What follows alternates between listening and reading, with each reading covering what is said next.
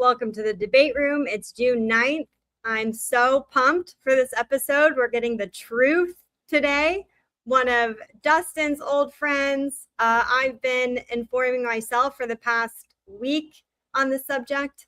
We have Ashton Forbes. Dustin, are you so excited? This is one of my favorite guests and favorite topics, and one of the coolest stories of like just investigative human journalism and relentlessness. Like, and the cool thing for me is like Ashton came into a Twitter space like very early in his journey on this whole thing, and watching it go from like, what was MH370 to like, oh, well, now there's this physicist Salvatore Pais who holds all these incredible patents on all of this different. He's basically taught himself advanced physics to be able to just explain each part of the story kind of as it goes along. And what's cool about Ashton is in this space, we deal with a lot of kooky people who just like, I read something on the internet and like now I totally believe it. Ashton is like the exact opposite, which is Ashton forced himself to learn like the actual like, okay, this is something that's unexplainable and really strange, but nothing's actually unexplainable. Like, I'm going to figure out what the hell this whole thing is. So like, I can't, these are always great discussions. There's been new breaking news. We also have like a bunch of other alien related stuff. For all our usual Bitcoiners, they're going to love this too, because it gets into government secrets and hidden technology and how we have to do all this stuff. So let's get Ashton in here, and I promise it'll be an amazing discussion. What is up, Ashton? Thanks for coming. So you're mute. Oh, hey, Dana. Got it. Okay, I've dealt with that problem. Hey, Dana, how's it going? Thank you, Dustin, for that beautiful introduction. I think you really laid it out for the people that are new in terms of how I came about and involved in these various communities, and even on just social media in general. And a huge shout out to all the people in those early X spaces where it was just like straight up grassroots, us talking about weird conspiracy stuff, and me just trying to be like, guys, there's actually something to this. You guys got to look at this. I remember you were so insistent. You'd be like, you guys need, like, this is not, like, there is something here. And what's interesting is where it went, though, right? Which is we kind of started at this point where it's like, okay, there's this video. It appears to be real. And I don't know how to explain any of it. And that leads to energy, right? So like as part of the explanation, you're like, okay, why don't we just give people the very beginning? Is this the video here? Yeah, this is one of the two videos. So there's two videos, right? That's the biggest part about it. Why it was so compelling is there's two videos, and we look at this video. We at the time especially had no idea what we're looking at. We were like, what am I looking at here? Where's this taken from? Like a satellite or whatever. The video is called Satellite Video Airliner and UFOs. And so we're also thinking, okay, they said UFOs in the video title. So look at, I mean, seeing UFOs, right? Like, this is actually the best UFO video I've ever seen in terms of like what Congress has released right now. But this actually is not a satellite video. And it's actually not technically video at all. By definition, it's not video. This is wide area motion imagery. And this is recorded by a drone from above. And it actually is a computer program that takes the photos that the drone is taking and builds this out. And so this is actually a real surveillance system that people didn't even know existed or what it was at all. And what's crazy about it is in the bottom left. I mean, you see this mouse cursor down here in the bottom left as well. It's kind of, it changes color depending on the background. It becomes black or it becomes white based on the background. You see that change to black right there, right in the middle. So in the bottom left, there are coordinates, like 6 decimal places coordinates, like when you're on Google Earth, like kind of coordinates. And this means we know this real location here. So right away, people start plugging these coordinates in and they're like, wait, that's the Nicobar Islands. Like, didn't there a plane disappear somewhere around here?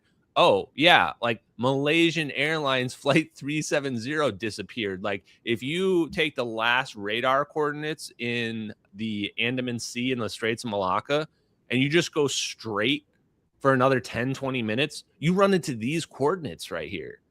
And you're like, what? How can that be a coincidence here? So this is just the first video. And you can see this mouse cursor on the screen. So what I'll tell you is we can now know what this is. Once upon a time, I had no clue what I was looking at. It was a satellite video. I was thinking there's satellites looking down. I had no idea. But actually, this Gorgon Stare wide area motion imagery, they have this huge battle map. Like, imagine you're looking at a whole city, right? I'm going to pull this back just for a second because I want to point out. Actually, that's fine. We can leave it. I'll go to the second video in a sec. You're looking at a huge battle map, and then you click on a part of it, and then a window pops up. But the window is like more zoomed in. That's what this Gorgon Stare wide area motion imagery can do. And it can have like 100 windows open at the same time. So you can imagine someone's got an interface, and they can have window over here, and they're all playing, and they all got DVR. So every single one can be fast forwarded, rewinded, play in real time. You know, so that's what we're looking at. Someone's got one of those windows open, and the mouse cursor is going past it and over it because they were just recording that window. And that's why it went black at the end. It plays for like another minute.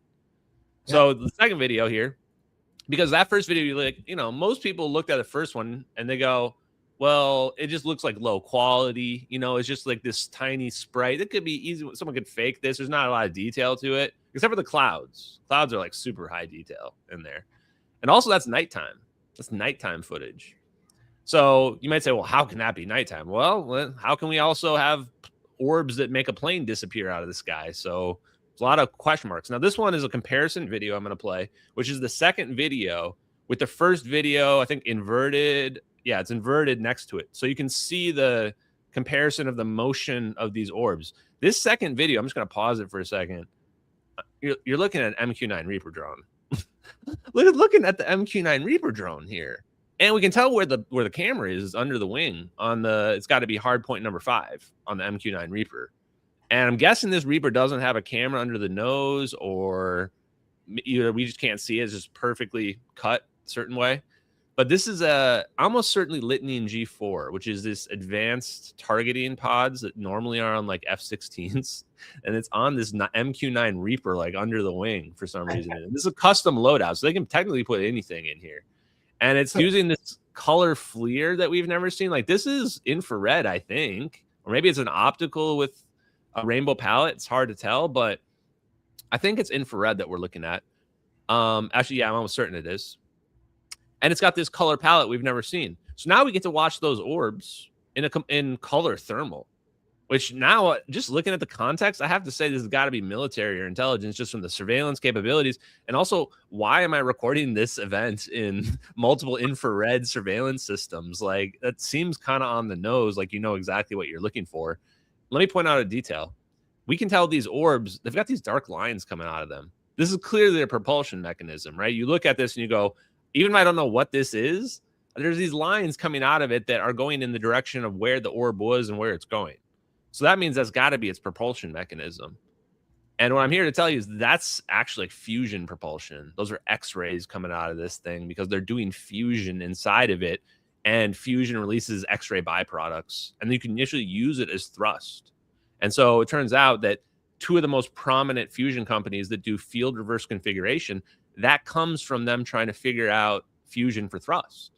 Because field reverse configuration is what they call a linear reactor, which means it's not like a contained tube like a donut. And what that means is it shoots stuff out of one end. And you're like, oh, wait. So kind of like these orbs flying around here. The triangle formation is super important. Dustin mentioned Salvatore Pais. The idea of the reason why the triangle formation, the perfect triangle formation, that has to do with resonance. That has to do with everything being perfectly exact for your resonance because you're creating one unified system. And that's why Salvatore Pais and his patents say, when we're trying to teleport something, manipulate space-time, we are trying to amplify energy. We're trying to break this Schwinger limit. We're trying to get to energy levels that we thought were impossible, either by amplification of energy or bringing down the requirement for bending space-time, essentially. And so that's what these orbs in a second here are ultimately doing. They're not going to be moving this plane like you would think of like a slingshot. It's more of like moving the space around the plane, like picking up with a cup of water, picking up the water and the fish inside the water and then just moving it. You wouldn't say that the fish accelerated. You just picked up the region and moved it around it. So right there, this is actually better in slow-mo because I'm going to pause it here. Look at the heat. Look at that crazy heat signature. This is like the most beautiful heat signature I've ever seen in my life on a perfect spherical plasma. It has to be plasma. Why? Because look at how transparent it is. You can actually kind of see it when it goes through the back of the plane there. But this heat signature changes from the beginning. Originally, it's like all green, and then it kind of morphs where it's only on one side. And this indicates that like it's a mode change, like someone turned something on in this, even with knowing nothing about engineering. But a mode change happened here. And essentially, what I think they did was they turned on something called high beta plasma, which means they can take the Casimir effect, where you have two plates in quantum mechanics, and the plates come together automatically because it pushes out the 0 point energy between. They found a way to do that with plasma. And now what they do is they just spin this region, this green region around, and they can potentially pull energy straight out of the vacuum. Or maybe that's just a way to simplify the fusion process or to make the fusion process more efficient, which we currently think is impossible. Well, since I don't think we've ever talked about the Mad Lab, so I'm one of those guys that, like, if you stumble across something that you just can't explain, like, I might be the person you call. So I had a friend who's in real estate, and he discovered a secret laboratory in a commercial property he was buying, like secret sub basement. And he goes in, and it's just very weird. There's a bunch of spinners. It's a gyroscope lab. It's got all kinds of naval manuals inside of it. We ended up finding over 30 pounds of liquid mercury and over 75 different kinds of ball bearings, right? Which was all around spinning. Just really, really fascinating, interesting stuff. But the reason I bring it up is with all of this technology stuff, when you first of all, where did you first stumble across the videos? Let's start there. And then we'll move into like kind of the quick progression. And I want to talk about like the latest updates and like what it means to like disclosure in general. Because I think you finally, your relentlessness to go after the facts led us from disclosure of like, tell us what the aliens are, which is, it's always bothered me because like who gives a shit? Like it's not gonna, it would be a collective yawn to be like, oh, okay, there's aliens, like, like not big disruption. However, if they were hiding something energy related that would completely disrupt like the oil economy, like that actually would be insanely disruptive, and maybe there would be legitimate reasons to cover it up. You know what I'm saying? So let's start with where you found the videos, and then kind of move into the progression of the technology. Because even when I listen, like, it's funny because originally you didn't have Gorgon Stare, right? We didn't even know it was a Reaper drone. We just had this video, and like, so kind of take us along the path of like how you got to the point where you could talk about it the way you are. Yeah. Great question. And before you say that, the today too, they said that, oh, some of the, because you mentioned the types of aliens, and I always joke about that. I go, look, aliens are real. That's fine. I got no problem believing that aliens are real, but it just doesn't matter in the greater scheme of like, how do the aliens get here? Oh, they have warp drive technology. How does that work? And what are their energy sources? Like that to me is like way bigger. And today they go, oh, by the way, they have sentient plasmas. Some of the aliens are sentient plasma. Oh no, sentient plasmoids. Which, by the way, plasmoids is exactly what those orbs are. That's the plasmoid is basically the thing inside the field reverse configuration in the fusion reactor. So I'm going, oh, they're going to come out and say that that's aliens were zapping the plane. That, oh, those are alive. And what's crazy about that is I go, we live in a world now where there's drones everywhere. Amazon is delivering things by drones. I'm going, dude, that's a drone. Like, you're going to try to convince me that that's an alien that's alive, that's flying around zapping a plane or whatever these other orb videos are. Like, it's just so crazy. So what I did, to give you the kind of the background. Oh, and sorry, one more thing that I want to bring up because I don't want to forget is the gyroscope thing you brought up. That's actually super important. I don't know if you guys have seen the Veritasium video where they replicate you take a long metal rod and then they put a heavy weight on the end of it, one that you couldn't normally lift up, 40-pound weight. Right? Maybe heavier. Something that'd be very difficult to lift up. And then all they do is they spin the end of the weight. And then suddenly you can just lift it up. And so people think like, whoa, is that anti-gravity? Why suddenly just from the weight spinning can I lift it up? Well, and they come up with these rationales where they go, no, it's just, the force is being counteracted. It creates this upward force. I'm here to tell you, anti-gravity is just an upwards force. That is anti-gravity. Why is that anti-gravity? Because spin is the way that we can connect electromagnetism to gravity. That's the missing piece, requiring an extra dimension. So I do want to bring that up is that when there's all this lore, I like to say, that I've come across in the UFO community, and let's call it like the Tesla free energy community. And I think it's like mostly legit, or at least has elements of truth to it. And people are just, they're missing the forest for the trees, essentially. So what happened with me was, I saw the forest. I saw the bigger picture. I guess before other people on these videos, I saw, oh, wait a minute. If these are possibly real, let's look into these. They first emerged on Reddit. I wasn't anyone special. No one leaked these videos to me.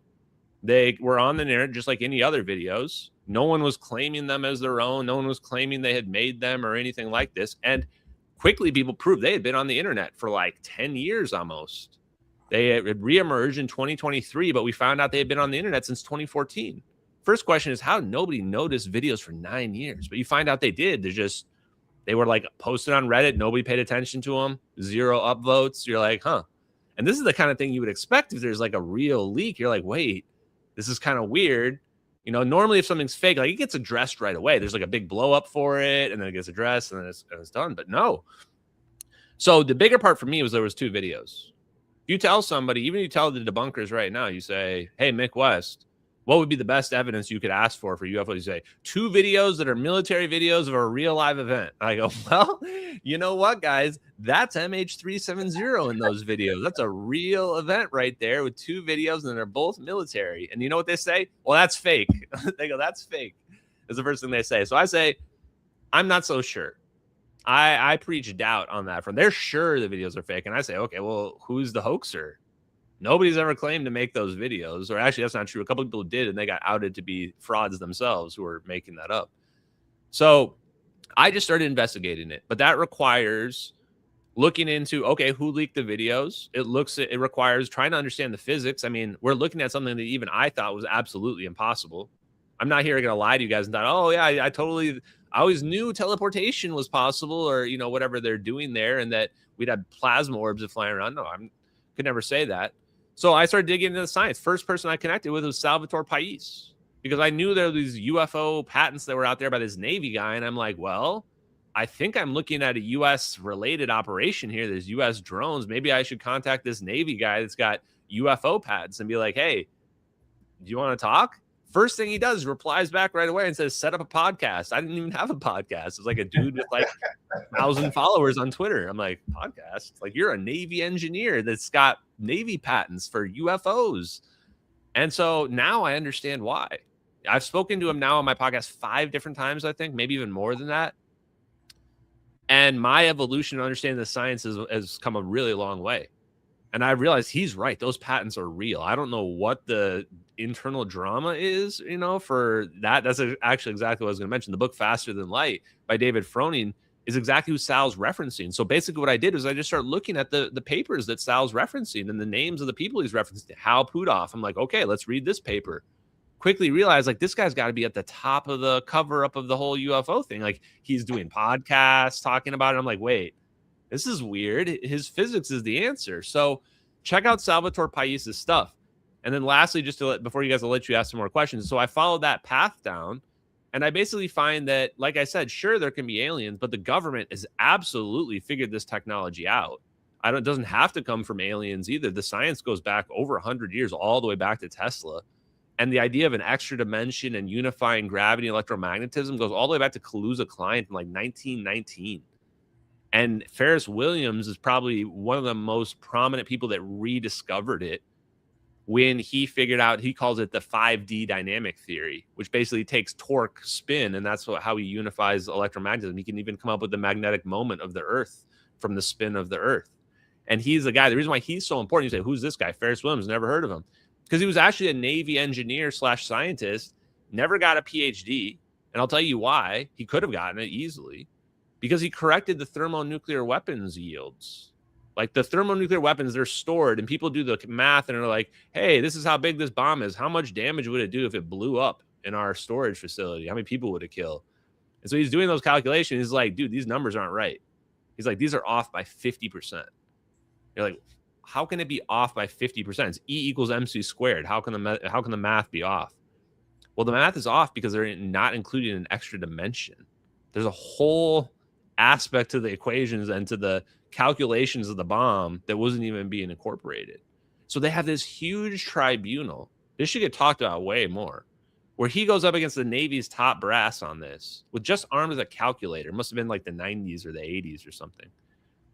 And he wins. He convinces them he's right, that it really is true. And to this day, it was the reason why has never been revealed. But you can tell, obviously, from looking into his physics and his science, that it was this extra dimension. There's videos of him talking about it, doing conferences. Oak Shannon, who was also a DOE, Department of Energy engineer, did a whole paper about Ferris Williams. So they're really trying to tell us what's going on. And Oak Shannon even says he and Willie Ferris Williams suspected that the government took his ideas and had weaponized it. So sorry. Last point is that what I want people to understand is, like I said, aliens can exist, no problem with that.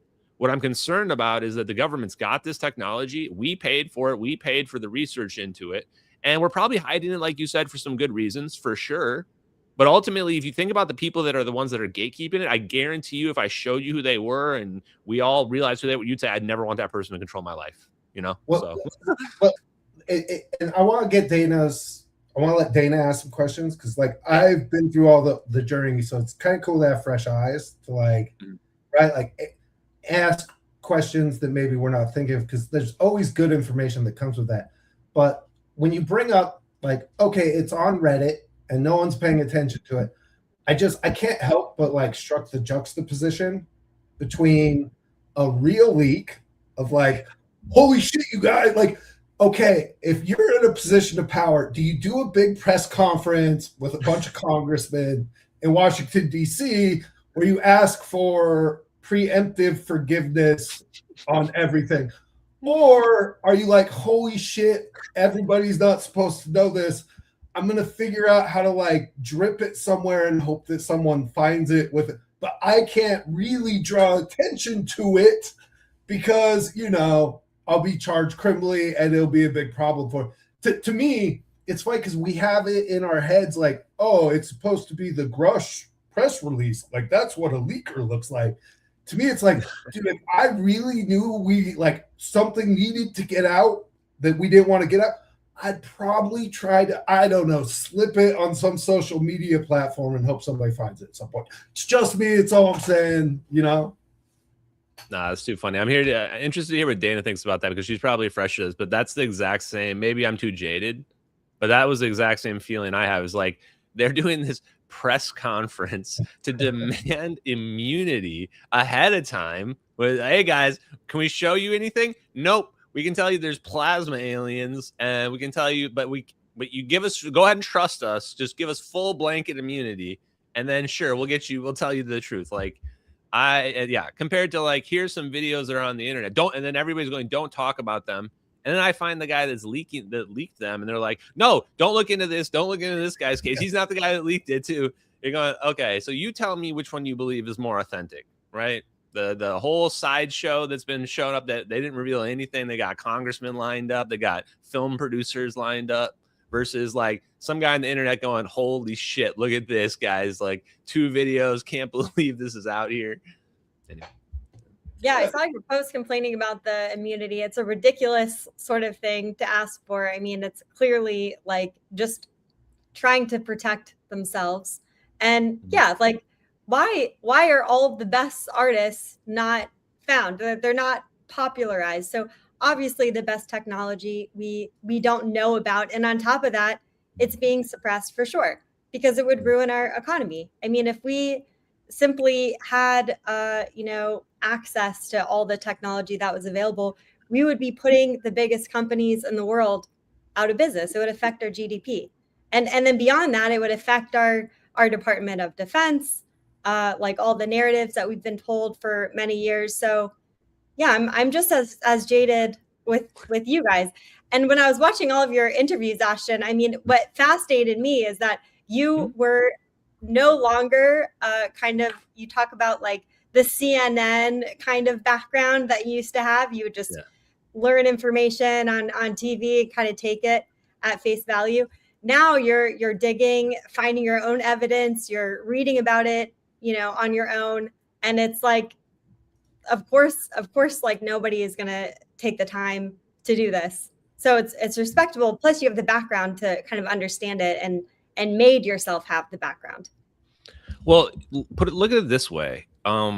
I don't know that we are ever going to get disclosure. Like if those videos are real and that's really what we're being hidden, we're not even, the UFO people aren't even close to that. They're not even close to, oh, we got teleportation and we have fusion that's already unlocked. Like, this really exposes. But the crazy part is this is what they're saying is hidden. They're saying that there's all these unacknowledged special access programs, that's the thing that just really weirds me out about it. And what I want to show people is this might be the only opportunity we have. This is why I went all in on it. It's just this random guy, is that these videos predated AI. That was super important because everybody now is, well, that's AI. AI made that, especially if there's no source. No one knows where it came from. But these videos predated all commercial AI. So the only argument you could really make is, well, maybe the government AI'd it. But even that would be weird because it implicates them in the disappearance of a missing plane 10 years later. So that's pretty bizarre. So I think that's the main reason. But then the thing that bugged me the most and still bugs me to this day is the way that all the UFO people and the various government people that figured this out, like, ignored me or blackballed me or lied and tried to do with a lot of that stuff. Because you look at it and go, I'm handing you disclosure on a silver platter here. Like, even if you're more invested in aliens, these videos show you that aliens are now totally on the table, because most people are arguing aliens can't be here because it's too far away. And we have there's no way from a physics perspective to get here easily. But now I'm saying, well, that plane just teleported. They just broke through space-time. If you can do that, now aliens can get here for sure. So the question is, why would everybody be like so standoffish about me? Or heck, they don't even have to. They could have just gone with the videos without me. I don't own the videos. They could have just talked about the videos and just ignored my analysis, but they didn't, right? You cornered the market, Ashton. So I guess what I'm getting at, like, 370 market. I question their motives. And the reason why I do that is the people, when I start digging into the science, it's all the people that are in those movies going, oh yeah, there's 4 different kinds of aliens. I'm going, wait, but you're the dude that wrote the warp drive paper. You're the dude that wrote the ground state of the hydrogen atom that explains the 0-point energies interacting with all atoms. How come you're not talking about that in the movie? How come you're talking about which alien is the cutest in your movies? Like, this is, so I'm sitting here thinking, oh, I get it. They're the ones that figured it out. Maybe they figured it out from aliens, or maybe they didn't. And the whole alien thing, that's the scariest part. Maybe the whole alien thing is just a cover up. And like Dana, you said, the money aspect, the greed aspect is definitely a big part of it, right? We see that in COVID. We've seen that in the corruption that Nick Shirley has shown. But let me play this clip of Jim Simeon, because I want you guys to understand what the deep state really is. It's not this nefarious, evil, calculating machine, which I would actually feel more comfortable if they were that at this point. But it's more like this woke, pathetic people that want to control every aspect of your life. So this is Jim Simeon, who is one of these, former CIA. I call them woke disclosure people, because said to me, well, they're hiding. Oh, yeah, just go. These great energy successes, and we'll be able to take all this new technology, and they're hoarding it. Well, you're seeing a great example of asymmetric warfare going on right now in Ukraine, and you're seeing it in Iran. What happens if you take a technology that's free to everybody, a technology that you can use to create a weapon, any kind of weapon, a weapon that's extremely lethal, and everybody has the capacity to make that weapon? From a group of DIYers, sitting in an engineering lab at MIT, decide they want to use this technology to create something really great, and then you have somebody else, some crazy cult who decides they want to wipe out something. And bad people exist in the world, and you have to plan for that. So that's Jim Simeon. And the first thing I want to point out is I get asked all the time about these free energy sources. He goes, well, it's like, wait, why do you say it like that? Like, why are you saying like that? Like that's on the money, because it is on the money. And he's just telling you exactly why they're hiding it. He's going, yes, greed and money is one thing, but look at the asymmetrical warfare that's going on. Look at what we did to Venezuela. Look at we just went into their capital, where they had their president in literal military base, and snatched him out of a military base like it was a Call of Duty operation with no casualties. And despite what some people will tell you on the internet, we're not losing in Iran, and we wiped out all their leadership, and we even rescued one of our own dudes behind enemy lines in basically an impossible to rescue situation.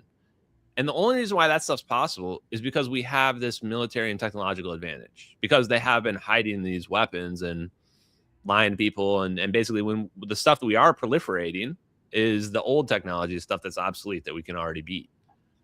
So he's not wrong on that, and he's also not wrong about the doomsday part. This is part of the reason why people ask, like, why am I so adversarial? Why am I kind of a douchebag sometimes? Why am I like a weirdo? Why don't I just hyper focus on the one thing? Because, man, I have second thoughts every day.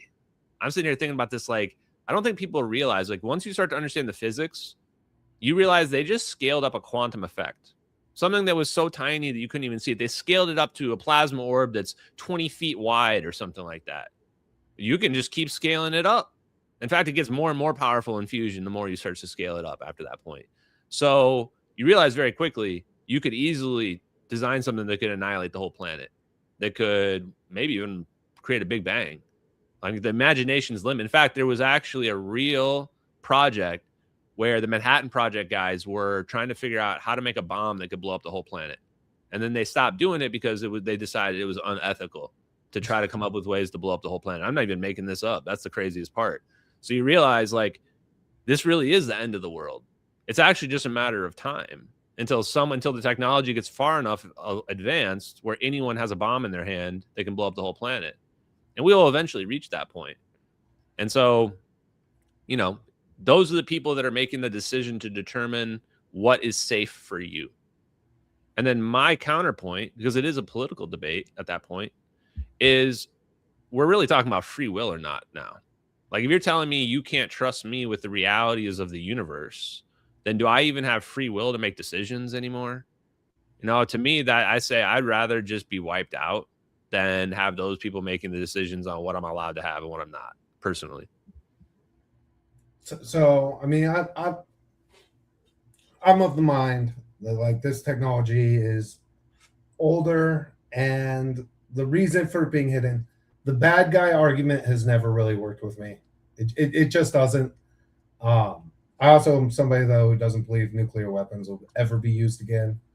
I think if there was ever a reason that older, more advanced civilizations could get involved, it would be evolved around two things. One would be nuclear reactions and weapons because of the chain reaction nature of what happens that could threaten everything. I think the other would be nano. I think like you either get too big or too small and people step in or things step in to kind of like oh, let's not go ahead and destroy everything, little civilization, humanity there. But I mean that's kind of like in the crazier thing. But Dana, I'm curious, like, so watching the videos here in Ashton, where did the plane go?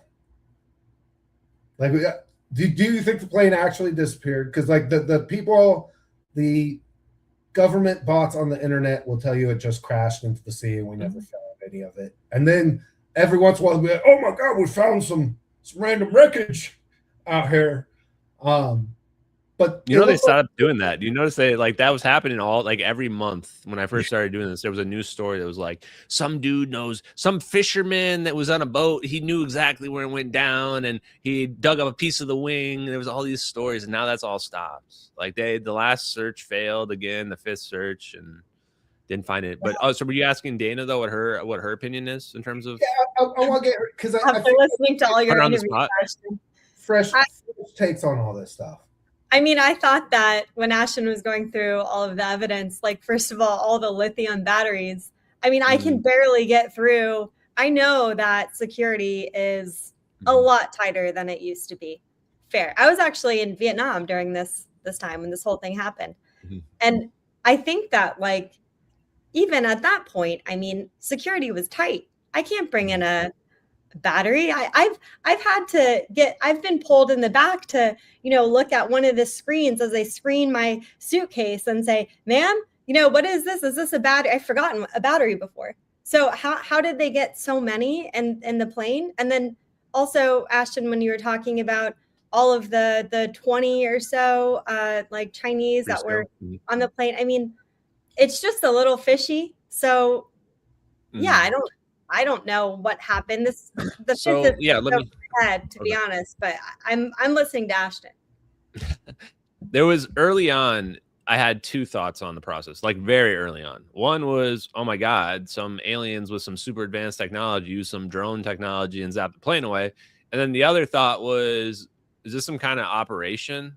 Like, because I'm looking at America, and this is like not knowing anything about anything, not knowing anything about surveillance, military operations. Those are my two thoughts. And that's what I told Tony from the confessionals. I said, this is either like a UFO thing or this is like an espionage thing. And I can't really tell what it is. And I'm here to tell you now, it's actually kind of both. Is that, okay, why were there 500 pounds of lithium ion batteries on the plane? Those are banned and they've been banned for a while. In fact, it's kind of unclear exactly when they got banned. You can have them above in the passenger area. That's fine. But cargo, they're not allowed in the cargo anymore. And that's why they ask you all that. So you're like, huh, that's really suspicious. Oh, and by the way, they lied about that too. They waited for 2 weeks to let people know there's 500 pounds of dangerous lithium ion batteries in the plane. So I think the answer there. That never happens, right? Isn't it extremely thorough? Like, why wasn't that in all the People magazines? Why were we hearing about, Joey finding some random piece of the plane that didn't exist in the water somewhere? And if you want to check the best research is Florence DeChangy's book, which is very, very thorough. I mean, very thorough in terms of every piece of evidence that was out there, regardless of, how credible it was or whatever. She reviewed everything, and put it out there, which is amazing. The witnesses as well. There was all these witnesses and they all point to a fire. That's what's crazy. They point to a fire. The guy sees the plane on fire in the exact location where it initially goes dark in the South China Sea. But he sees it super far away, so it probably looked like it was low to the ground, even though it wasn't, just because of how far away it was. But he sees it initially go on fire, which I'm guessing is when the batteries ignited. And if this was espionage, that means those batteries, it was not a random ignition of the batteries. It was some kind of controlled device that was, okay, beep, turn the button on, right? And then now the plane's, oh, crap, we got to turn around. And who knows? Maybe they were trying to blow the plane up. Maybe they were trying to blow the plane up, and it didn't blow up. And now the plane's going around and they're going, oh, shit, we were trying to blow that plane up, but now we got to deal with this plane. And if it lands, they're going to find out that we put some batteries on the plane and tried to blow it up.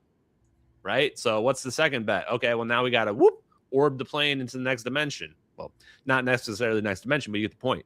So what happened? Why did this go down? This had to be U.S. versus China, just from the proximity. South China Sea was contested at the time, heavily contested at the time. And there's these 20 engineers on board from Freescale Semiconductors that are flying to China, to Beijing. 8 of them are Chinese nationals, and they work for an American company. This is the #1 target for intellectual property theft, is these foreign nationals that work for American companies. So without even knowing much, I can just tell those have got to be the targets. Unless there was like one VIP that's super important. That's the other theory that I still think could have some weight. But ultimately, what the reason for them doing this is something for them to decide and rationalize. They want to say, oh, China made us do it because they were trying to steal our engineers. I mean, good luck. Go ahead and try to explain that to CNN. I'm not gonna be the one that's trying to rationalize that, you know? So but the plane turns around, and for whatever reason, they deploy the orbs. But the plane actually has to fly for like an hour. So the plane turns around South China Sea, goes back to we think it goes over Penang, which is the closest airport if they turn around, and then weirdly deviates and starts flying towards the Andaman Sea, the Nicobar Islands, towards our coordinates in our videos. Now, people ask me, where'd the plane go then? If this plane's there and we're watching this plane in the Nicobar Islands and it's turned around and now it's flying now east, where's this plane going when the orbs zap it? Is it going to Neverland? You know, is it going to Narnia? No. No, I'm here to tell you this is going somewhere else. It might as well just be going right here, right? It's going somewhere else in our reality. And in fact, this is the craziest part. The way this works, it works like a rail gun. So you can actually tell they're like shooting it like a gun, like this way, but not through normal space, like through extra dimensional space, as if it's just went underneath the ocean for a second and now it's just bopping up somewhere else. And the key to how this works is that it has to be moving at a constant speed. So when the orbs are spinning around it, like if you were to take away the background, it wouldn't look like the plane's moving at all, right? You would just look like these orbs are just spinning around, and it would look like the plane's stationary if you remove the background and you couldn't tell. That's actually a vital component to how this works, unlabored acceleration. Because if it was accelerating, it would take a huge amount of energy to make it jump and do that jump that it does. So where does it go then? Okay, well, if it's an aimed beam and these orbs are spinning around it perfectly vertically, there's only 2 options. Either it's going to go forward or it's going to go backwards. And I'm here to tell you it's going backwards just based on the rotation of the orbs around the plane. Like, depending on which way they're spinning in electromagnetism, that actually determines where this A vector potential, this force through this extra dimension, would be felt. They call it a longitudinal force. And so this means it's going backwards. So the plane's flying east, and the force it's feeling is backwards. So that means the plane went to the west. So even though I know basically nothing about the official MH370 search in terms of the operations of it, I could probably do a better job finding the plane, because I would say you probably want to be searching somewhere west of the Nicobar Islands. Now, exactly where it shows up, I mean, I'm not Miss Cleo over here. I don't have the psychic readings. But there were some islanders that everybody ignored that saw the plane in the Maldives, which is west of the Nicobar Islands, like 15 people or something like that. Maybe those people really did see the plane. That would be, my best guess. Yeah, sounds like a psychic might have been better than the $200 million that were used to try to locate the plane. More monetarily efficient for sure. Honestly, I knock on the remote viewers, but this would have been a part where they could have, probably were more accurate than the government at this point in the official search. I mean, look at it this way: $200 million minimum, 5 searches in the South Indian Ocean, where they claim they have satellite pings that they can basically they can't triangulate. If they could triangulate, they would give 2 crisscrosses, and then the X would be exactly where the plane is, right? But they only have 1. So they have 1 arc, and they say, okay, it's on this arc somewhere. It has to be based on this ping. They did 5 searches along that entire arc, not just above water, but below water all along the ocean floor. Never found one piece. Not even one piece of the plane. How does this not give people pause? Like, that's insane. This plane is it the biggest plane? 3 million parts. I think it might be Boeing's biggest plane. If not, it's like one of the top 3 biggest planes they have. This plane is huge. If this plane hits the water at any speed, it's going to show up on the size, the whatever underwater earthquake detectors, right? The hydrophones. They would pick it up. But also, it's going to break into a million pieces. The ocean is going to have thousands of pieces of debris, flotation devices, and I don't think people get this. It wouldn't stop. It's not like that debris just sinks after like a day or so. That debris field had been visible for days and days. So people just really didn't use any logical common sense in this. And then when the debris starts showing up in Africa, a year later, you point out the dude that found the debris, Blaine Gibson. First of all, Jeff Wise tries to like claim that he's a Russian spy on a Netflix documentary because he doesn't like that they found the debris there. Nobody can explain that debris. Like, that debris is so far away. That's like finding your body when I say you disappeared in New York, and then like finding your body or like finding your finger in California. And me being like, Dana was killed in California. You're like, why? Because you found her finger there? Could have happened in any number of ways. And so everybody just ignores all these like drift models they did, because none of the drift models had the debris get into Africa in less than 2 years. And they found it in way less than 2 years. And so they just ignore all that. They redo all the drift models and they go, yeah, this makes sense. Totally makes sense. And I'm going, wait, I just told you they teleported the plane west towards Africa. This actually makes sense for me. I mean, I don't know exactly what they did with the plane, if they teleported it again or destroyed it or put it at the bottom of the ocean or disassembled it at Diego Garcia, but that debris is no issue with my story. So since we've been able to, like, we've had all this technology, tracking planes, etc., how many planes have been missing? None. This is the last plane to go missing, like some severe, like real commercial airliner. That's what's crazy. I looked it up because I kind of thought I had that question myself. Like, it's like, this hasn't really happened that often, does it? It's like literally never happened before and never happened since. Yeah. People try to say, oh, they'll find it. It took 75 years to find the Titanic. You're like, that was in a time before we had like any information about anything. So, you know, that's kind of crazy. Nowadays, we've got, I don't know, I think 10,000 satellites in space too at this point. So I think I'm located all the time. I mean, the amount of tracking devices just on each of us individually. Yeah, exactly. But also they have something called SOSUS, Sound Surveillance System. Actually, this is an obsolete system. They declassified it in the 90s. It was able to find all our adversarial submarines anywhere in the ocean. They basically had some new physics they used, you know, we have a little grin there. They used some new technology to basically be able to figure out where all things were. And they basically used a bunch of hydrophones that they had around, and they were able to look through the noise and pinpoint submarines. And so you say, well, if we had this system that could pinpoint submarines, how do we not tell when a commercial airplane crashes into the ocean? And where is it? How could the Navy not know where it is? Well, they do know where it is.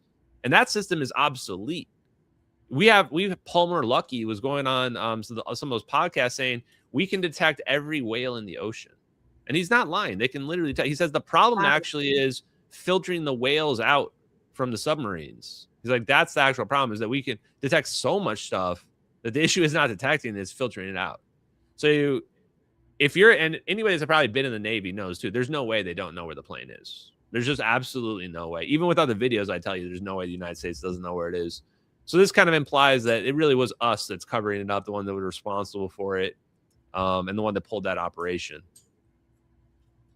This letter that you received, the anonymous letter, did you ever find any information about him, or did any new information come up about it at all since you got it in the letter to Ashton Forbes? Yeah, you probably listened to that. Diego Garcia whistleblower, craziest letter ever. I listened. It was weird. I remember listening to it like 50 times and be like, my hair is sticking up every time. And even early on, like, I was very scared to talk about the letter because I had already been like, people were trying to scam me, debunk me, had Kim.com saga going on. So for a while I was like standoffish, like, is this another weird scam, weirdo person? But as time went on, I became more and more confident. And the more I listened to that letter, like, it's hard to explain exactly for people, because some people are like, oh, well, this is AI. Well, the voice is AI, but it's not written by AI. You know, you can tell. You can tell when something is actually human versus some of the AI. Well, it's getting harder and harder, but and it was personal. The letter was essentially, the way I take it now is like, they were looking at like, you lost, but here you go. Here's the truth anyway. This is the closest you'll ever get. We're going to give you what really happened. And it lays out pretty much exactly what I told you, that this was an operation. You know, I looked, there's not much I mean, how can I find who wrote that letter? But I'll tell you this, is that, and I recommend you guys check it out. It's on my YouTube channel, Diego Garcia Whistleblower, Letter to Ashton, Forbes. It had to be someone in the CIA or in the military that is in the know. I mean, it has to be. Simply has to be. And they have to be relatively knowledgeable and tech savvy to make that letter and do all that. And they have to be somewhat invested. Like, there's people, I think, on the inside where there's a degree of people look at this and they go, people do deserve this, but they signed on and they signed the NDAs to protect their country and to protect this information. And so they themselves have a moral quandary.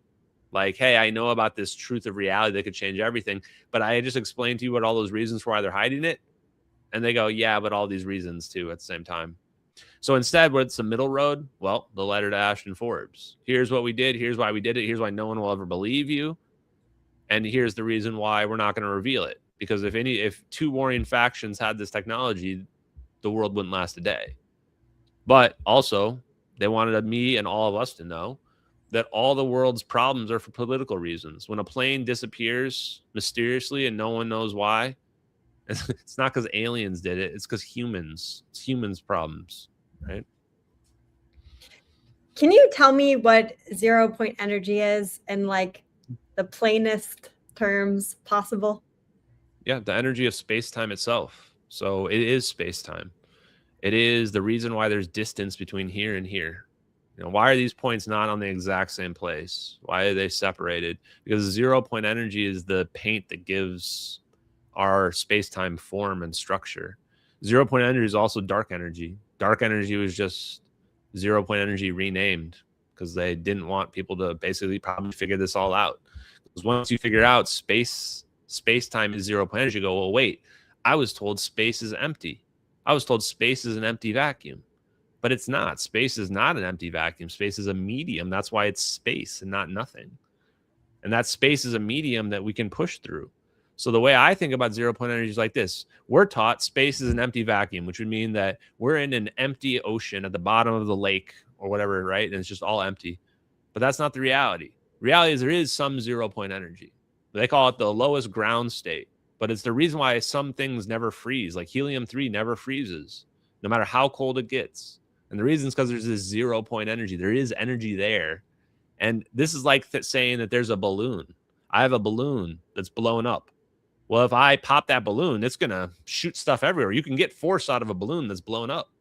So that's the same reality of the 0-point energy. That 0-point energy existing, I mean, we can tap into that. I can get force out of that 0-point energy, no matter how small it is. So the real debate is how deep is this ocean? If this ocean is deep, then teleportation is on the table and free energy is on the table. If this ocean is really shallow, then we might only be able to get a little trickle out of this. And this is where classic physics and quantum mechanics don't agree. Classic physics says, nah, this is a tiny little bit of energy. There's no way to extract energy from it. If you tried to, you would have to put as much energy in. And that's funny. That's like saying we can't extract solar power. You'd be like, well, that's dumb. Of course we can extract solar power. You just put up a collector and we can extract it. Well, you should be able to do that as 0-point energy too. At least fundamentally make an engineer a system that can tap into it. You know? Now, quantum mechanics says no.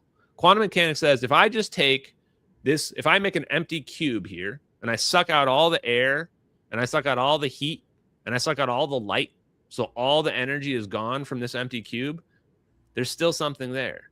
And now if I calculate how much energy is in there, how do I calculate that? I add up all the waves. Every single size of wave that could fit in this box, I add every single size of those waves up, every mode they call them. And it turns out when you add up all the different sizes of waves, that energy is like 10 to the 120. So 10 with 120 zeros at the end of it. Practically infinite. This is a big problem because that means this isn't a little pond. That means it's mostly 0 point energy, and then there's a little bit of us up here at the top. That's pretty much what that means. That means this is a very deep ocean. And this is called the vacuum catastrophe. The vacuum catastrophe is how come classic physics, when we look at the sky, we only see this little bit of energy, but quantum mechanics says there's actually secretly this huge amount of energy. Where is it? How come we don't see it out there? But we do see it. We do see it in dark matter and dark energy. The things that we can't explain, we're seeing it right there. And the reason why we don't see it is because it's in an extra dimension. And if you ask physicists, they'll say, well, you're cheating. Anyone can just add an extra dimension and solve the math. Okay, well, that's what we're going to do then. That's what we're going to do then. We're going to add a dimension and solve math, because that's the reality. When a plane disappears and goes like this, bloop, and then it presumably reappears, that's an extra dimension. That's how I explain it. Well, it's funny because I see string theory as like one of the most ridiculous like catch-all for classic physics. But I think about things like the double slit experiment, right? Which is there's always been like things that classic physics was unable to account for based on their models. And it's crazy to me how much people get locked into, but I mean, it gets to my conspiratorial brain where I think almost all of academics has some underlying flaw at the very like base level that like really creates this kind of sand foundation that prevents us from like reaching too far. And I mean, we see it in anthropology, we see it in physics, we see it in math, we see it in all kinds of the different sciences. It's really interesting to me. Like the same people are like, well, you can't have an extra dimension, but we could have a multiverse. I think that's a much more natural answer. It's just saying dimensions.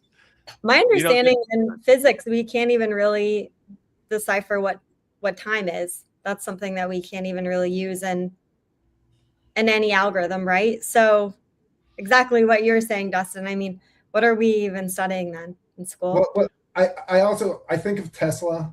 So Tesla was doing experiments with the famous Tesla coils in Colorado. And towards the end of his life, he claimed that he had a significant breakthrough that was going to change everything because everything was connected and he could move unlimited amounts of energy through the earth. And I'm roughly paraphrasing kind of the answer there. But to me, it speaks to all of this.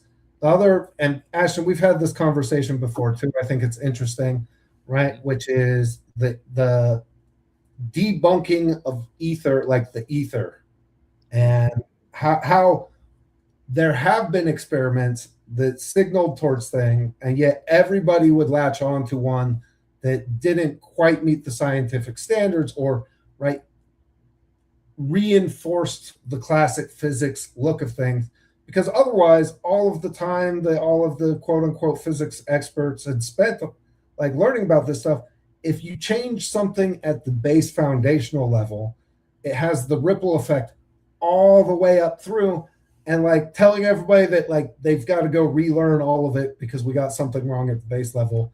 Like there really is like just a human challenge in that I think plays into all of this stuff. Yeah, the time comment, I would say, Dana, is that it's not that we can't understand time, is that I think the bigger issue is that time's reversible. Like when we look at the math, it doesn't matter if time's going forward or backwards. But in reality, it's always going forward. So how do we reconcile that? And that's something I think people should think about more often, is that the universe is more magical than people think. It truly is magical. You look at the double slit quantum eraser variant of the double slit experiment, and it's just straight up magic. Like, I'll phrase this, it's kind of hard to understand, but I do recommend people look into it, and you can have AI explain it to you in simple ways. But like the collapse of the wave function, when it goes from a wave function down to the two slits, that's not caused by detecting the photon. It's not caused by the camera, and that's not caused by the conscious mind either. This is where a lot of people get it wrong. They think that like the person being in the room or the mind is breaking down the wave function. They can actually prove it's none of those things. The quantum eraser shows that it's actually caused by just information. If the universe or you, in principle, could know which path the light took, then the wave function breaks down. Then the interference goes away. If, in principle, you can't know which path the light went down, then you get a wave function. It's literally the universe saying, basically hacking into the source code of the universe. If the universe can figure it out, boom, it goes one way. If the universe can't, then it goes a different way. That's straight up magic. That's something that, have somebody try to explain that to you, somebody who's like, like theory of mind or a philosopher, because you look at that and you go, this requires superluminal communication. Things have to be talking to each other faster than the speed of light. That's no other way. And how is that happening? It can't be happening in our reality because that's not possible based on our laws of physics. So the answer to all these questions is there's an extra dimension. All points in space and time are actually connected. We just don't realize it. That's why the quantum eraser double slit experiment can work and seemingly defy all logic and reason. Because what we see as time moving linearly forward probably isn't. Well, we're probably just perceiving this time moving forward. But if you were to look at our reality from a higher level, we might just be information on a microchip, no different than, our computers. And that's why people actually literally believe in simulation theory, is that if you believe what I just said about information, and that here's the further bit, if the information is permanently erased or scrambled, it becomes unrecoverable. Therefore, the interference pattern reemerges. Listen to how crazy that is. That basically says when you do the double slit experiment, you can make the interference pattern break down by measuring it, but then you can rebuild it too. In the same experiment, if then you randomize it again, then suddenly it just reverts back. And now you're like, wait, what? What, I just undid the double slit experiment? So you realize everything basically just boils down to just simple information. And what we think of ourselves as these 3D beings actually might just simply be as simple as 2D information. Anyway, sorry to get too philosophical there for you. No, but we could do a whole thing on simulation theory. Oh, we should.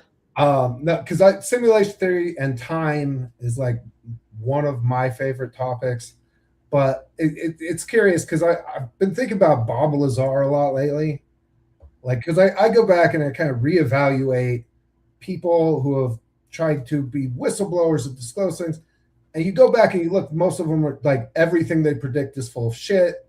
Like the stuff that they tell you doesn't line up. I find that the stuff Bob Lazar was telling us has turned out to be more and more accurate kind of as time goes on. But he famously said that we were that we were containers. Mm-hmm. And I've thought a lot about that in like relation to time as well, right? Which is, if we are just information and there is all this energy, and like, are we characters that play the game? Other people can experience the game that was played, or other, entities, souls, energy. It's just what I love about this. And I try to imagine for you, Ashton, when you start going down this path, it starts with a plane and a weird video that can't be explained. And it leads you to challenging the very existence of what reality, consciousness, and life is. And like it's a lot to try to wrap your head around. Like, and anyone who speaks with kind of just like, I know exactly. If you're not constantly challenging like what life is, what reality is, what you're seeing as you go through this stuff, that you're not really understanding. Because I've never met anybody who has who's able to just fully grasp, right? It feels like we're right on that edge where it's just like, with time and space and energy and existence, it's crazy how little we know about any of that. And so Bob Lazar, I agree. I think he was mostly right. I was actually just talking to Tom Balone, who's probably one of the maybe most researched on 0-point energy and free energy physics concepts, etc. And he apparently talked to Bob Lazar back in the day. And so what I asked him was like, so what's the deal? He never talks about 0-point energy at all. but like he's talking about the concepts, and I think everything he's saying is accurate. So I actually don't have an answer yet from him, but I don't remember what he said, but I'm going to ask him when I interview him in a few weeks. So definitely check that out, because I think it'll be interesting to reconcile Bob Lazar and what he's seen, which I think is accurate. I think it's consistent with like Thomas Townsend Brown's asymmetrical capacitor work. I think that the hovering flying saucers are consistent with that work, and it's basically what Thomas Townsend Brown was doing. And I also think it's connected to the mercury that you mentioned. Like spinning mercury, I think, was probably one of the first plasmas that they were trying to use for these anti-gravitic effects. They probably just figured out better materials to use that they don't need, is maybe not as heavy or something like that, is what I expect. Well, I listen, I have some spinning mercury, specific patterns, right? It's why it was a gyroscope lab. But when we found the lab, it also had a extremely advanced circuitry lab attached to it. And so as I'm looking at like, okay, why do you have the big industrial spinners and then all of the smaller spinners, all of the liquid mercury and the advanced circuitry lab? That made sense. Like clearly the mercury allows you, right? It gives you a substance that you can spin and add charges to. And like that, once you start wrapping your head around that, now, is that in her, like this lab operated largely in the late 80s and 90s? And so like, I think we found that closed down like just late 99, 98. So when the guy just kind of disappeared off the face of the earth. And then a few years later, there's like a weird obituary that doesn't seem real at all about the like founder lab. I have, by the way, I have the whole lab in a storage unit somewhere that I won't disclose. At some point, we're gonna go through the lab again, and like, because we just hauled it out of there and like put it in a storage unit so we can come back to it later. But that there's something about we're missing in our view of things, and all I know is it has to do with resonance, and it has to do with electromagnetism. Like there's something there that unlocks gravity and time and this extra dimension. And I think we're gonna, something's happening, because I know I've told you this a bunch before too, but I love to say it because I was really worried for you very early. Like, because I've watched whistleblowers in my life disappear. and right, because you pointed out earlier, like, okay, there's this dude who wrote a really interesting paper on this advanced physics like idea. And yet he's like, oh yeah, we have the Nordics and the insectoids battling the reptilians, right? Like straight David Icke. I think listen, we all learn through time, like there's certain things that you can talk about and theorize about. There's other things that when you touch that third rail, you get the phone call. So I saw somebody trolling you in the comments, so I'll just do it because we're the debate room. When did Peter Thiel buy you off? And how's that volunteer money going? I wish, man. Honestly, I would tell you if I was sold out. Honestly, I would. I don't even care. Well, I keep telling people, look, I would have sold out for the $10 million early on, or just one Scarlett Johansson clone. I feel like if you can teleport a plane, those are pretty reasonable requests. Now I'll sell out just for, they're going to buy Diego Garcia. Just make me king of Diego Garcia. It can be a total ceremonial position. That's fine. I just want to be able to put on my social media, king of Diego Garcia. That's I'm happy with it. I'll just say the videos are fake, that it's only weirdos believe in orbs and things like that. And honestly, people believe it. That's the sad part. But in all seriousness, there's a couple other things I want to talk about this related to this, which I think are super important. You guys will find interesting. I want to talk about the leaker Edward Lynn, but before that, I think the General McCaslin, because I have been railing about the General McCaslin disappearance. And I heard today there was a journalist that asked both Tim Burchett and Eric Burleson about McCaslin. And Burleson responded and said that he thinks the investigation is focusing around General McCaslin regarding the missing scientists. And I've been saying that's who we should be focused on. Like, this guy is no question deep in the shit. He was upgrading our nuclear weapon arsenal. He was the commander of the Air Force Research Labs. He was Tom DeLonge's UFO secret contact.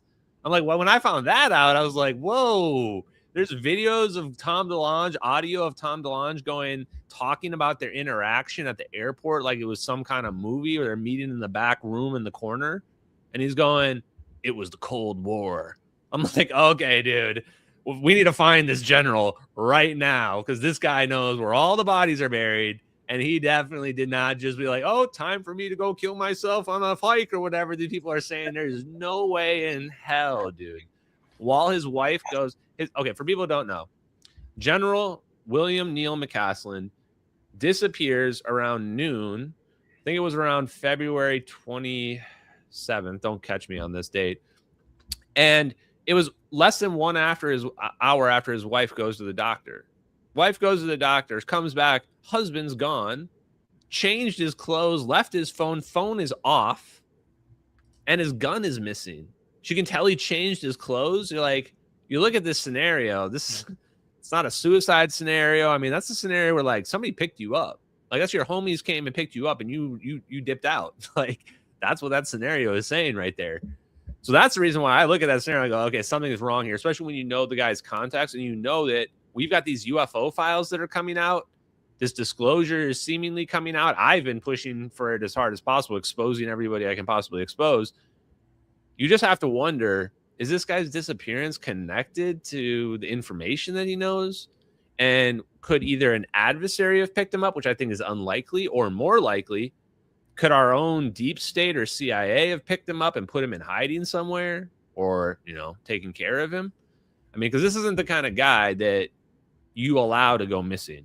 This is the kind of guy where, if he goes missing, you find him immediately. And keep in mind, there's been no manhunt for this guy.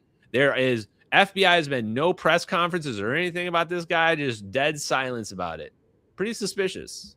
I think this is going to be one of those things, kind of like how the conclude. I think the missing scientist is a bunch of different ops all in one, which is like, I think some of them are being targeted for information that they might have.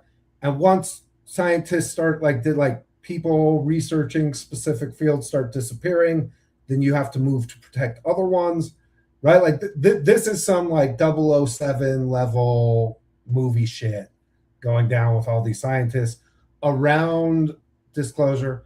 And the Trump also taking a big stake in one of the fusion energy companies.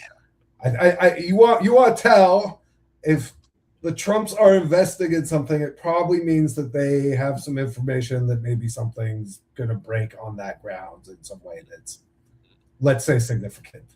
The medical people going missing, like the, cancer. I've known a few of them. I remember one of the first gene researchers, ironically enough, we interviewed him. A week or maybe 2 weeks later, he dies in a float tank. It's like, oh, I'm sorry.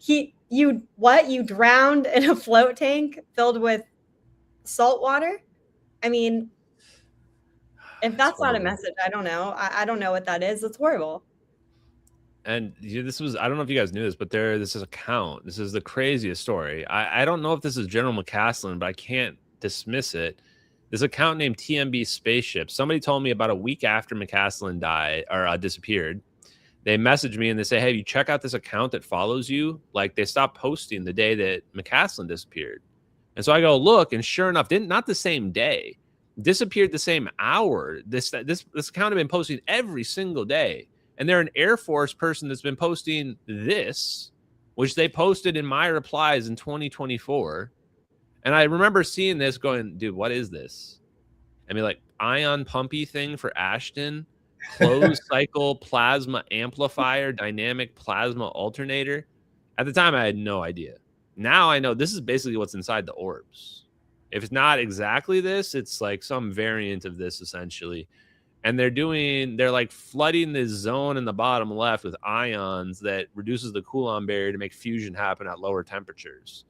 And they've got this undulator effect, this like wiggly effect that they're doing here. And that's why you see these back and forth red and blue dots. Like that's what that's meant to represent, is magnetic fields. And then the thing on the right is basically like some kind of Z-pinch fusion configuration setup. So you look at this and you're like, holy shit, this guy disappeared the same hour as the general. And what's crazy about this is no one knew the general disappeared for at least a day. So how would this person know not to post? How would they know not to post anything when the general disappeared and then to never post again, even to this day now? They were posting every day and they never posted since. And what's crazy, I mean, they say 38-year Air Force career engineer in their profile. And you're looking at this and you're going, how is this not the general? It's got to be him, or it's got to be somebody that knew him, because this is also the exact expertise that he would know, you know? So now I'm like thinking, if it's not him, it's almost weirder. Because if it's not him, you would think, well, then are there like multiple people like just disappearing that are like doing something, building something somewhere? Like, is there a Manhattan Project going on? Yeah, I mean, listen, if you were well, it depends on, again, back to the theory. If it's us protecting the general, then we're also probably protecting the 5 lab assistants who worked out, right? All of the colonels who run the different pieces of it. But it could be, or if it's a capture, right? Like it could be a mix of the two. The crazy thing is, Ashton, I believe in some level this information was meant to get out. And like I haven't seen you get the roadblocks I was worried that you would get. I feel like you're being allowed to uncover this stuff. No, definitely, man. Get that sense? No, definitely. I definitely, and that's what actually kind of pissed me off. You can probably find, like you asked Grok, you can probably find a clip on one of my live streams where I said, like, I'm definitely being used to some degree. Like, there's no way I can be allowed to say all this and nobody ever call me or tell me like stop or anything like that. Because they're like, they're terrified of like, if they do that, that I'll expose it and there will give more credit and weight to it. But also, like, to some level, you look at that alien thing that they did this morning and it's just, I'm more effective than that whole press conference is in terms of getting information out there. Like, that's just how sad it is at this point. Like, I get more impressions than on a random post than they'll get on that whole thing, you know? And you realize like they're not really pushing the ball forward as hard. So there are almost certainly people using me. And I think that what's happening is there's different factions inside the government. Some people that want nothing to come out. Some people that want some parts of it to come out. Some people that are probably just chaos agents. They're like, you know what? I just like to watch things happen. Just let Ashton go as far as he can and sees what happens, right? That's what I expect is probably the reality, because they're normal people in the CIA just like us, right? And they have flaws like us. So that's what I think is going on the inside. My reality to that is, well, then in that case, you know what? I'm just going to do whatever the hell I want. I'm going to talk about magic cards and anime and other nerdy shit while I'm talking about teleporting airplanes and politics. And I don't care if it pisses people off, because you know what? That's just authentically me. And that's my approach. So, but I want to switch topics real quick, because I think Dana will appreciate the finding the leaker. You know, if we rewind back to October 2023, one of the first thoughts I had is one of the only ways we'll ever be able to prove this is we can find the guy that leaked these videos. Because if they're military videos, somebody leaked those. And I had pinpointed it had to be someone in the U.S. military that leaked them. Just like it, you know, there's the context of it. The only way they're getting out. And sure enough, I dig around. It took a couple of weeks. It wasn't like I found them on the first night. Like, I was digging around. I was looking for lists of people that had been charged with things. And I find Edward Lynn. And right away, I could tell this is really suspicious. Like, the timing of this guy's charges are like right after this happened. He was charged with espionage. All the articles about him are super suspicious. One of the articles literally said the evidence and questions available on the internet. I'm going, wait, what? Right? So I'm reading all this contextual evidence. And I'm going, I'm trying not to go full schizo here, but I can line everything up here and be like, this guy's got to be the guy that leaked the videos. So honestly, it didn't take that long. After I had read like the 5th or 6th article about the strange case of Edward Lynn and no one knows what he did, I'm going, okay, I'm just going to say this guy's name publicly. I'm going to take the hit. If it turns out I'm going to get a defamation charge here, we're going to get it. So I start saying his name and no defamation charge. Doesn't reach out to me. I'm like, that's kind of weird. Kind of expected him to reach out and be like, I'm not the guy, or reach out and be like, hey, I'm the guy and you figured it out. Time to expose the videos. But neither of those things happened. Time went on and on. Eventually, this is the craziest part. A YouTube video pops up on the internet. This was 2025. So last year, and it's Edward Lynn. It's Edward Lynn in a YouTube video promoting his home helpers, home whatever like company. And he's talking about his time in the Navy and his happy time under the Master Chief. And I'm going, and he's showing photos of himself in the Navy. There's no ambiguity. It's got to be him. I'm going, what is going on? But it says Edward Soraya, not Edward Lynn, not the guy that I had identified, leaked the videos. And so we find out he changed his name legally in December of 2023. He filed for it like December 31st, 2020. He files for a legal name change, changed his last name from Lynn to Soraya. You're like, he had been out of prison for years. I had called up his company and work, and they all knew him as Edward Lynn. You're like, why would he be changing his name? Nobody knew what he did. Everybody assumes he's in good graces with the Navy. Well, probably because I'm out there telling who he is. So fast forward, because not much happened with the Edward Lynn stuff. I didn't want to ruin his life. I set him up to come out and be a hero, honestly. I did. I set him up to be like, hey, you're the guy that leaked the most important videos ever, and he never came out. So I said, look, man, I'm run out of ways to prove these videos are real to people. And one of the only ways is proving him to be the guy. So I started a few weeks ago. I said, hey, we're coming after you. We're coming after that case because there's got to be evidence in that case that proves he's the guy that leaked the videos, classified or whatever. It's in there somewhere. And they had rejected my NCIS FOIA request into him early on, years ago, like entirely for national security. They wouldn't give me anything from his FOIA, from his national NCIS, because I'm sure the notes in the NCIS say like, dude was leaking MH370 operation to people, right? So I say we're going to start FOIAing his other stuff. Now, at the same time, I find this website, fororbs.com. You guys can go there right now and check it out. I didn't make the website. Don't ask me. It's, I guess, an homage to me or something like that. And I was doing more research about Edward Lynn, getting prepared to put these FOIAs in.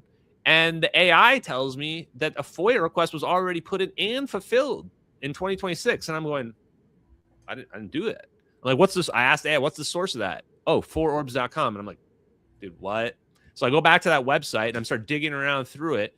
And finally, I find this part where they submitted a FOIA request in 2026 for the stipulation of fact and for all of Edward Lynn's court documents. And I'm like, and they apparently got them back. They're like talking about things on this website that I had never seen before in any of the publicly available documents. The stipulation of fact that I had never seen. So I call up the Navy the next day. I talked to the FOIA officer. I confirmed it's a real FOIA that was actually fulfilled. And I'm like, holy shit. Because I'm looking at those details on there. There's new stuff we had never known about. And the next day they upload the whole document. So I downloaded that. I have it. I think some of the biggest revelations are that the evidence he leaked is related to his time at the Joint Task Force 519, which is a Pacific Fleet task force that was disbanded. No one really knows why. And or his VPU-2 Wizards, which he joined February 2014, right before the plane disappeared. There was a tip in early 2014, right after he joined the VPU-2, to the FBI. That's how they started doing the sting on him. So I'm going and I'm looking at the dates in his case, and it goes to May 2014 is when the videos leaked, May 2014. That's when the cutoff date for these charges is. And you're going, wait a minute, February 2014, May 2014? There's a whole amendment in there to the charges where the government and him agreed to significantly change the charges in his interest. This whole addendum, presumably to make the videos not be part of the case anymore publicly, and then therefore do him a favor and now be like, well, we're not charging you with espionage. Now in return, we're gonna obfuscate this case and make it look like it's not about these videos, basically.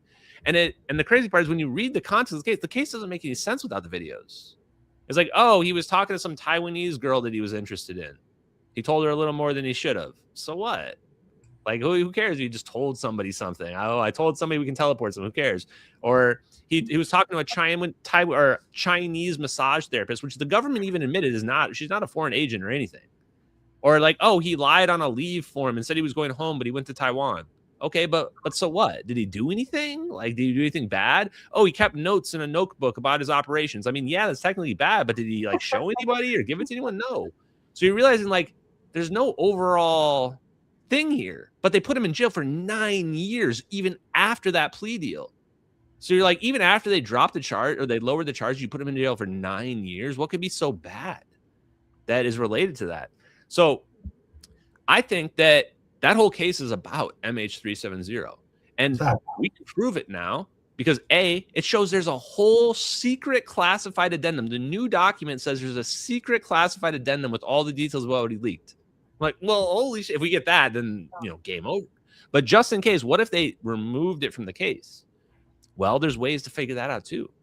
4 bodies reviewed the evidence that Edward Lin leaked. Now, I found out how this works. All the military commands look and they determine if they have an interest. If they have an interest, they say, hey, yes, this impacted us, this leak impacted us, and they do an evaluation called an Original Classification Authority, OCA.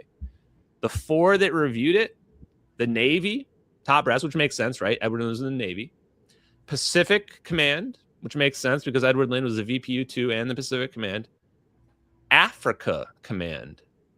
Why would Africa Command be reviewing the evidence that Edward Lin leaked? Well, wait, where did that debris in MH370 wash ashore again? Oh, in Africa. Interesting. So if the operation was, if he leaked MH370, it would make sense why Africa did it, because they teleported the plane west to the Maldives. And the last one, Joint Special Operations Command, also known as JSOC. JSOC was the last one that reviewed the evidence, which pretty much implies that he leaked special operations. He was leaking literal special operations. So to me, the circumstantial evidence is overwhelming that Edward Lin is responsible for it. And he didn't directly leak. It's not like he took the videos and he put them on the internet. He says he wasn't trying to damage national security. He's not a spy. He probably just showed one of his friends or the girl, and then they just gave it to somebody and it went on the internet, right? And then it was an indirect thing, and he's responsible for it because he was negligent. He was supposed to not be saving stuff, not be recording things like that. So we can FOIA those OCAs. Those OCAs are going to be about like MH370 or about the videos or about Gorgon Stair. Like, even if they redact almost all of it, there's going to be enough context to figure it out. That's what I realized from looking at the overall case. I'm like, damn, this context is crazy. Even with this is the stuff that they're willing to give us. So if we can get any of that other stuff, and can also just FOIA request reviews that were done from damaging leaks for the VPU-2, for the Joint Task Force, because you can attack it from Edward Lin's case, but also from just like, hey, why did Joint Task Force 519 shut down? Did it shut down because some videos of MH370 leaked and they realized there was a huge breach of security and that it's not as a huge risk? So I'm actually very confident, more confident than I've ever been, that I'll actually be able to prove the videos are real from one of those documents having, corroborating evidence in it. I see. I've never needed more of, like, you made the case to me enough that I've just was. So it's always funny to me because you're like, no, I'm gonna get proof. Like, you know what? Like, I don't need you to disprove the haters. Like, it hasn't made sense that it was anybody else, and I don't think we'll ever get his motivations, because, like, obviously part of the deal was like, no, like, we're gonna obfuscate this, however we're gonna do it, and you're not gonna come in later and undo that. So, right, well, yeah, like that, he doesn't want to reveal it, right? Change everything else, right? Like, just it's why he doesn't want to come do a victory lap.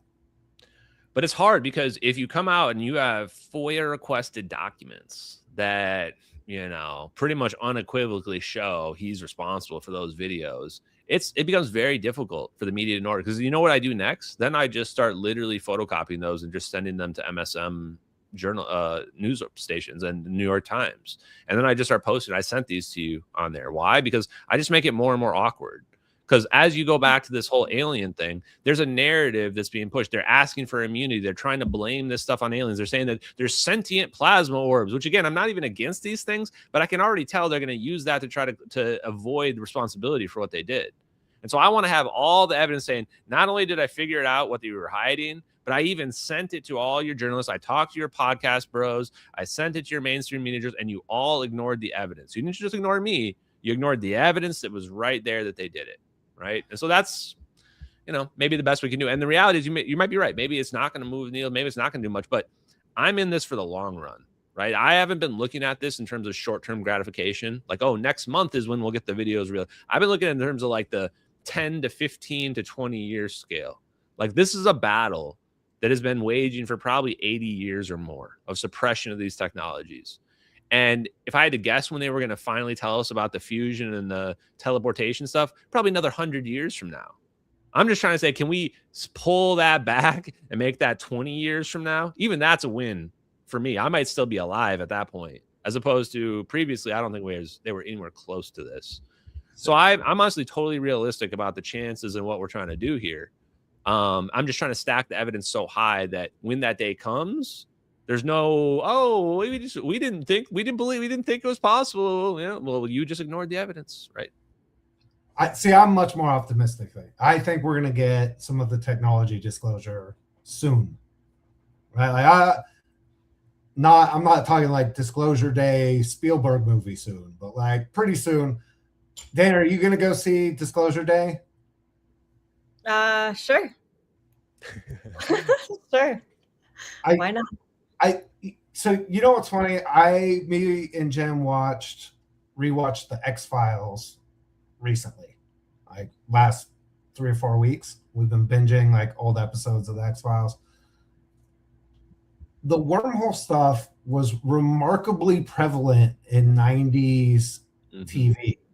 Like anything that was science fiction adjacent, like Starship SG or Stargate SG, X-Files. Kind of crazy how much the X-Files also touched on like the battle between Disclosure being actual aliens and it being technology. And like whether it was government program. I went back and rewatched having binged it and not having watched it like all the way through when I was younger. Man, that shit tripped me out. Like that was the main theme. Right. That was the main theme, right? Yeah. It's so consistent all the way through. And some of the stuff, even like on Wormhole and Orbs and Plasmoid, like there were instances, right? Science fiction is always so far out ahead that I've always wondered if is science fiction the people who are just writing the future. Like if you look at Star Trek and the inventions like that were talked about in Star Trek, that if the technology is advancing up to that, it's a freaking trip. And it's definitely a chicken or egg thing, but I think you're too pessimistic. I think we're going to get and find out about a lot more of this shit and one of the things it tells me is like your journey, which is the fact that you're still on this path and going down it tells me that they're not as committed to stopping it as they were in the 90s or the 2000s or even 2010. Yeah, and you want to know another funny thing is that apparently Arthur C. Clarke was friends with Hal Puthoff. Like he was one of the 3 original hard science fiction writers with Heinlein. And their whole idea was they were going to write science fiction that was based on real physics. And so who'd they go? They went to the Black Project engineers, right? So when you see this stuff coming out, why is the real physics so similar to what we see in media? Because they were actually talking to the real engineers that really knew about this. And to me, that's some of the best evidence that it really goes back 80 years. I mean, some of these shows and stuff, even Star Trek, go back a really long way. You know, you got to wonder, like, if they were telling them about how the physics worked back then, they must have already had some idea, even if we couldn't engineer it because we didn't have the material science. So we still had an idea of how it worked, you know? So that's why the X-Files thing, to tell you the truth, back then when I watched it, I thought it was stupid that this idea that the government could have built this stuff. I was full on, has to be aliens. The people trying to tell Mulder that the government is doing it, those are the disinformation people, right? And now I'm exactly the opposite. It's so crazy.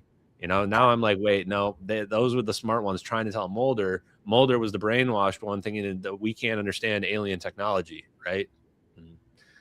Crazy. It really is stranger than fiction. So are we hearing more about UFOs now and unidentified flying objects? Because that's just more of a distraction from, this technology that really we shouldn't be knowing about? Well, really honestly, who was even talking about the technology before me, right? Like other than these Tesla conferences and stuff, like nobody that I know. I don't know who you talk to on. Have you ran into anyone who was like, "Listen, Ashton, I'm so happy you're talking about this in 2014. Like, I've been going down my own rabbit hole, and here's some things that I can't put together." Like, have you met anybody? Because you're so thorough. I'm listening to you like look up, all of these people on this guy's reports, like, and figuring out where they're from Africa and whatever. Like, that is such a rabbit hole that I feel would be so easily overlooked. there is a community. So there are people that have been looking into it, but you find it's this very niche community that doesn't get any attention whatsoever. And they get even less attention than the alien UFO people get, you know, and they're mostly like a free energy group of people. But you started to dig into them further and you realize like, no, these are actually people that are looking at 0-point energy. All the physics is very sound. They have legit backgrounds in aerospace or working for defense contractors. So yes, there are some people, but overall, the way that they've been able to hide is we've just been oblivious. We've just been completely oblivious to this niche community that's been legit and digging into this, and we've just treated it as pseudoscience.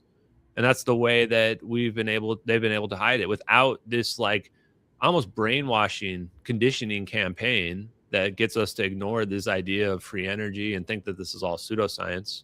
And maybe that ties into why they allowed me to do it. You know, maybe the things got, you know, I used to speculate, maybe what happened was the disinformation campaign was so successful that now it's flipped on its head. And now you can't even convince people this stuff's real anymore. You know, you can't even convince people real physics is real anymore. Now you can show people the Hal Puthoff papers who they're published in the top physics journals. And people just say it's not real, it's pseudoscience, what have you. But you're seeing it leak in media. And in terms of why it's coming out now, I think Dustin nailed is like they're kind of tired of covering up. You can only keep this thing secrets for so long. And at some point, you just get tired of killing people and discrediting people and committing crimes and doing evil shit to keep it secret. Or maybe there was like some kind of prime directive where they're like, the moment somebody in the public figures it out on their own is when we have to tell the truth. Like that may seem crazy, but who knows, man? Maybe there is some weird thing like that. I also tend to think that like maybe they've advanced technology. You say this all the time, and it's spot on, which is, you know what? Once we can defeat, then we don't care if we put it out to everybody, as long as we have the technology that's, you know, next tier, 10 times greater, more impactful ability to control it in the hands of whoever gets it. So my guess is that we've had some significant breakthroughs, like behind the scenes. That's the information we have to wait 100 years for. Yeah, and it shouldn't be that much of a secret. I would ask, or let me ask you, what do you guys think that all our Department of Energy labs are doing? What do you think they're working on? Right? Like, does anyone ever ask those questions? When I first started digging into them after this, I'm like, you know, you start digging into science. I'm like, okay, what are our like government funded, like the top labs? What do they work on? I don't know what any of them are working on.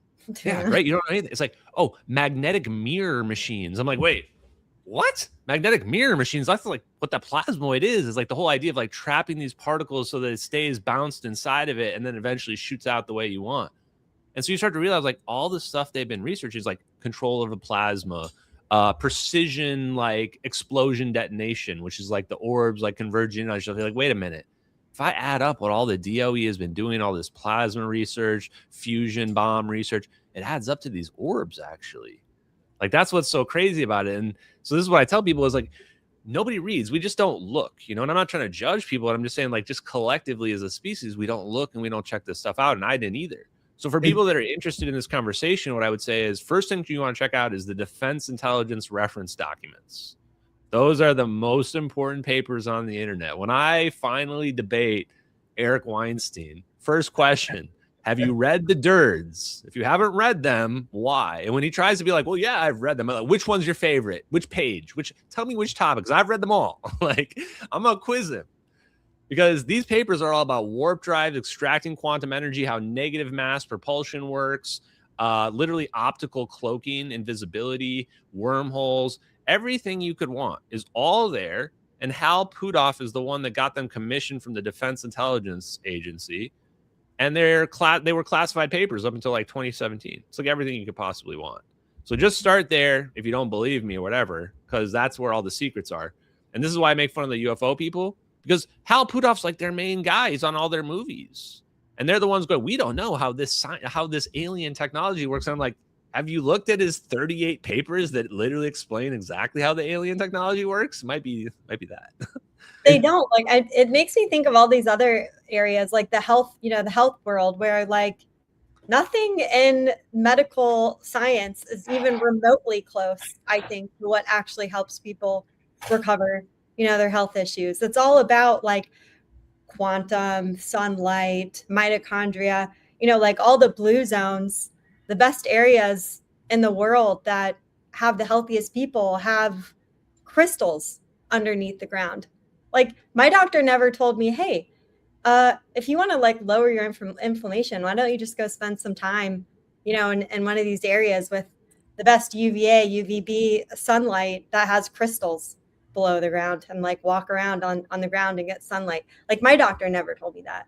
I don't know about you guys, but now I'm just like, after this conversation, I think, well, now I don't know anything about physics or, you know, wormholes or any of that. And in addition to medicine and health.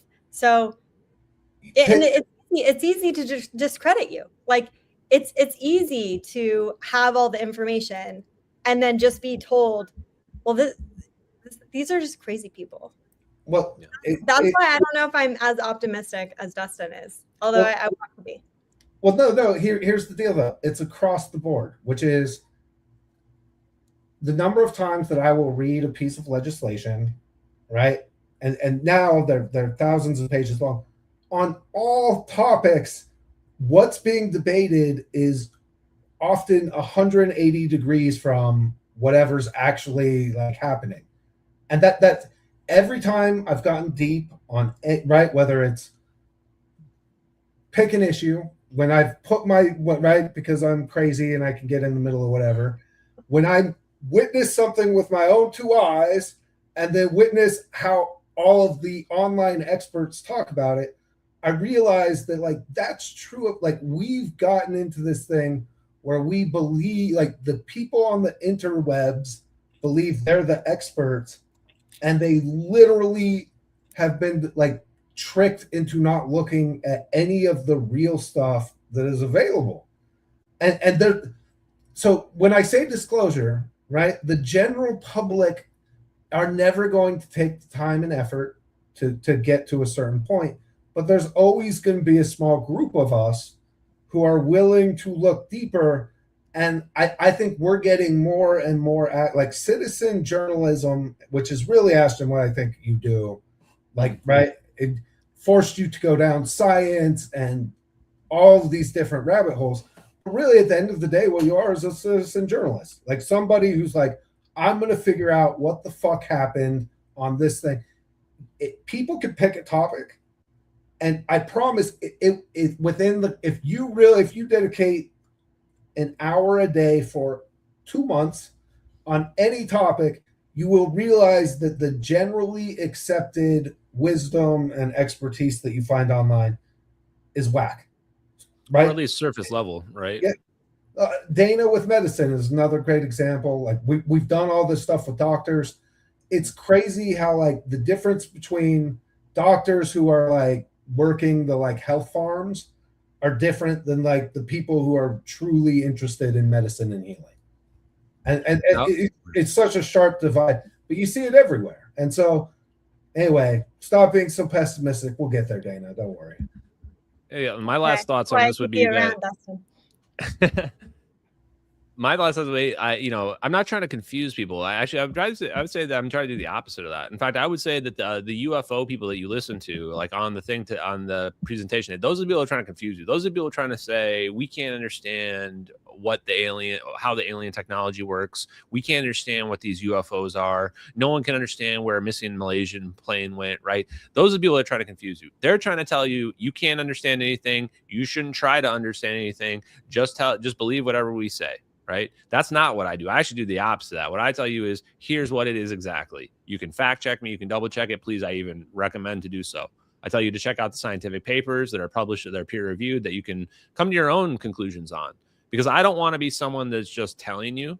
I mean, I can do that, and people seem to just want that. Just tell me where the plane went. Tell me how it works. We can do that.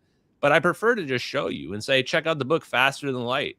Listen to how he explains how unlabored acceleration works. Check out the math yourself. You'll think you'll find that it checks out. That's what I want to teach you. I want to empower people. I want to teach a man to fish. Because like Dustin said, this is the only way where we're going to get out of this is if we finally empower ourselves, teach ourselves to learn about what's going on in the world. And that's why you find people are educated. So last thing is what I'll say is that, look into the fusion companies. Helium Fusion just had a new valuation. They're now valued at $15 billion, according to their internal fundraising, basically. Their new round of valuation values at $15 billion. I think Donald Trump stock, Trump Media Group just merged with Tri-Alpha Energy. And they're only valued at like, I think based on their stock price, like $3 billion, like, relatively low. And they just now announced today this new push for commercial fusion from the national federal level. If I'm right, those are the two companies that are like going to be the next big thing. So keep an eye on that. That's the best advice I can give you. Now, and learn to recognize when the information you want to look at is the one, like, look for the red flags of what they're trying to hide and dig into that stuff. Like that, to me, that's the old. If you learn to discern when you're being misled, it's how you can avoid all the COVID crazy, like medicine, science, government. Look at how, once you learn how they're trying to re-engineer the narrative, like it becomes very blatant. That's where you start to learn to dig in and where you can find like the juicy tidbits that can really. Ashton, always great to see you, bro. Incredible conversation. And check out Ashton's. I told you this one would be amazing. I know. We're so excited. Just X Ashton. So that's where I've been living lately. So you guys will have to check out your YouTube channel. Please come back. Thank you so much, Ashton. And we do this every Tuesday at 6. Guys. So please come back. Anytime you want. Okay. Bye, you guys.